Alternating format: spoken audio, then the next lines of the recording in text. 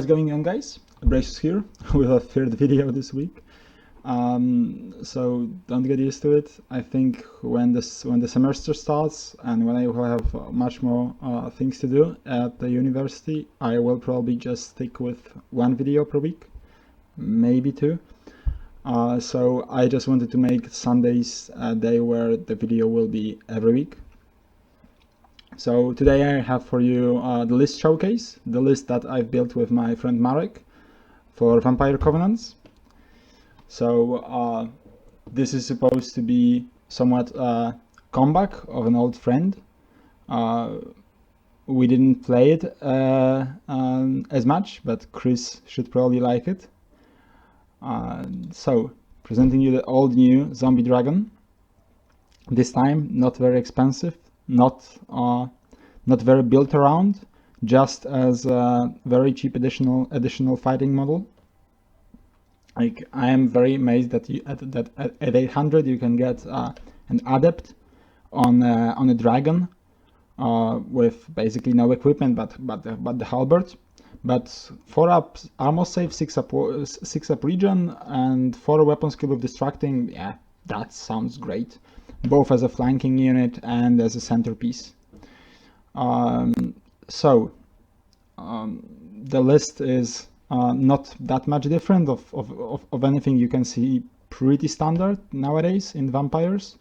The other thing that I would really like you to think about is the Barrow King. I think if he is not a BSB, he's definitely one of the best models in the game point-wise. If he's BSB, he starts being a bit more risky, but in general I think he's an excellent model and excellent addition to any vampire army.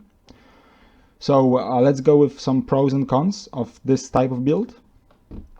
So pros: 2 very strong cowboys, obviously the zombie dragon, and the other one is a White King.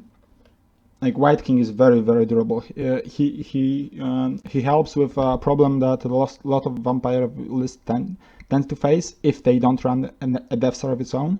So it is how to handle the regular Death Stars, because vampire units are not very mobile. They usually play in a bit of a brick, and they cannot flee, so there is no possibility for double fleeing and such. So Death Stars can be a problem, and with 1 up rollable, 4 wounds, toughness 5, and being BSB and reducing the crumble by 1 because he's BSB as well, so total minus 2 to crumble, he can hold a lot of units in place. And the dragon, of course, you have to remember that he's a unit that can be sacrificed. You shouldn't worry that your dragon dies. This is not really important if he dies or not. If you gain enough positioning thanks to him, then he did his job. Then again, you have lots of units. You have 3 times zombies. You have raids. You have coaches. There is a lot of stuff going on. Double magical movement. I think this is the staple of the list for the double raids, and generally helping a lot with the scenarios, I feel. If you are going for a magical movement spell, if you can, you should go for 2, because if you go only for 1, you cannot guarantee it, and hence you cannot really position yourself such that you assume that the magical movement goes off. If you have 2 or maybe even 3 magical movement spells, but 3 is probably too much, but with 2 magical movement spells, you can guarantee yourself getting off a magical movement spell in the magic phase, and therefore you can position accordingly in your movement phase. Also with this list, with raids, with coaches, with the dragon, with some movement magic, you have answer to every type of threat I described and in one of the previous videos. So what are the cons? There is a BSB on the White King.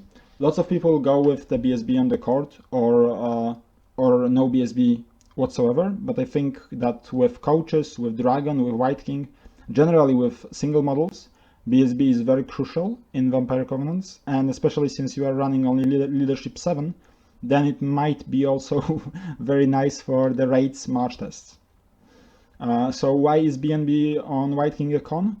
Yeah, only 12-inch BSB, and you cannot play with the White King as lightly as you would without the BSB, because now he gives up not 350 points but 600 points, which is definitely a huge difference. So the list is a bit weak on chaff. You have the Vargeist that can be used as chaff. You have the 6 Raids that can be used as chaff, and obviously the zombies. But generally, probably you want one more bat unit here, but we didn't manage to squeeze it in. We wanted to have as many Raids as possible, so we decided to go with the more offensive version. So no shooting. You can you can ask yourself, why am I mentioning that in armies that commonly have no shooting, as beast herds, as vampires? Yeah, because I think that giving up one whole phase in the game is a very important con that needs to be stressed out at every possible opportunity. So if you have no shooting, yeah, you can't really deal with that here unless you take banshees. But you have to remember that you are forgetting one of the phases of the game. Just as if you did with taking no magic, I think taking no shooting generally is a mistake. If you in some armies taking any shooting is very hard, so this is not as much of an issue, but I would still like to point out that this is a problem. And as well, so the last con for this list, a little weak on scoring. You have only 4 scoring units, and all of them are slow infantry. But on the other hand, you have enough models to push your opponent to his side. So I don't think that the issue on scoring is as big.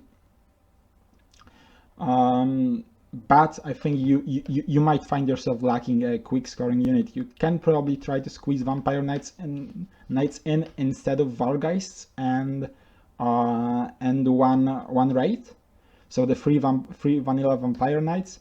But I don't really like the 2 Apalmosei Vampire Knights. They, in my opinion, they don't have enough punch on charge, and they die way too quickly. So a little bit of change from previous videos. Today, I don't think this will be a regular thing, but today I have a quick battle report from this list. I've managed to get a game on Universal Battle with it. Okay, so off to the deployment.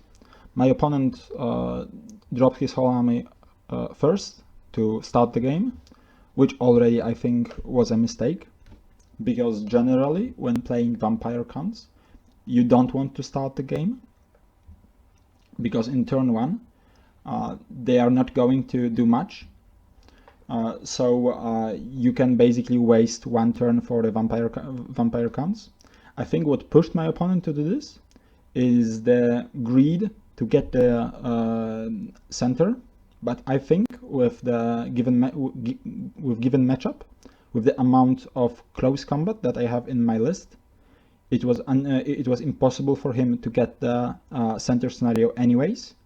So he should have played much more defensively. If he wanted to deploy first all to get the so if he wanted to deploy first all first, he should have decided for me to start. And I would still advise him to just deploy one unit, one by one unit, and at some point let me start the game. From my part, I am only not satisfied with the dragon deployment. I think he should be much more in the flank. At least that was in my mind when I thought of this idea.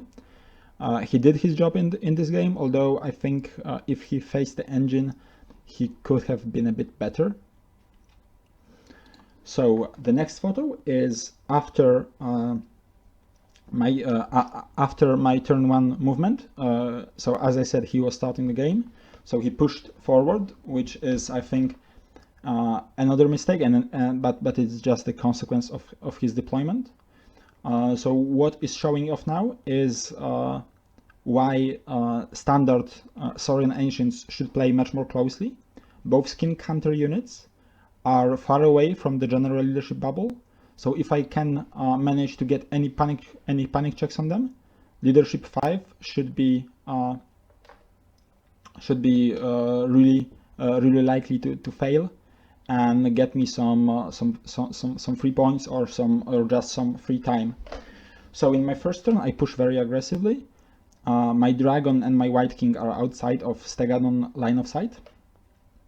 So basically I invite him to charge my dragon with his temple guard, but since he has pyromancy, he basically has no combat buffs. I should survive this pretty comfortably, and if I do, I will most likely heal and kill his unit, and even if I die, nothing bad happens. I just caught his temple guard unit in the middle of the board, where his slan will be stuck in the unit and probably not able to cast any more spells this game. So either way, I am really satisfied with the outcome. Then in my magic phase, I managed to get the breath weapon off on the dragon to kill enough skinks from the left unit to force a panic check. They failed. They went through the Kroxigors unit, which didn't panic, fortunately for my opponent, but it was not really likely so. And then I managed also to get a magical movement spell on the 6 raids, which forced a panic check on the second Skink unit, which they failed, and they get through impassable and didn't rally next turn. So it was a very, very good turn 1 for me, but everything was just based on my opponent's mistakes, I think, especially letting in the breath weapon when I was pretty much guaranteed to get the magical movement off anyway. I think I used 2 dice on breath weapon, so he definitely should have dispelled this one. So after my opponent turn 2 and my turn 2, it looked something like this. And after my movement to my turn 2 movement. So as you can see, this is basically the end of the game. I have one more picture here. As you can see, I managed to kill all the temple guards. The slan has 1 wound remaining, but we just stopped at this point because I don't think there is any way my opponent doesn't get 20-0 here. I think it's already around 19, and it's not getting better for my opponent.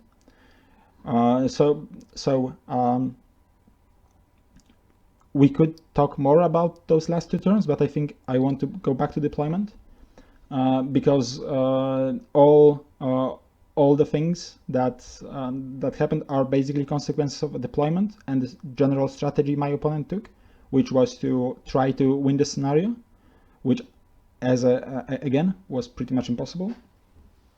So what he should have done is he should have played much more in the general's bubble, probably on the left side, because he has much more space here, but right side would be pretty good as well, since there is a house that blocks my deployment, and there is impassable that blocks that covers his flank as well. So remember, if you are playing in this kind of matchup as a Saurian Ancient, you don't have a very favorable matchup. You should play more defensively, giving up the scenario, but maybe saving some points and maybe getting some points yourself. So thank you for listening. Hope you enjoyed it.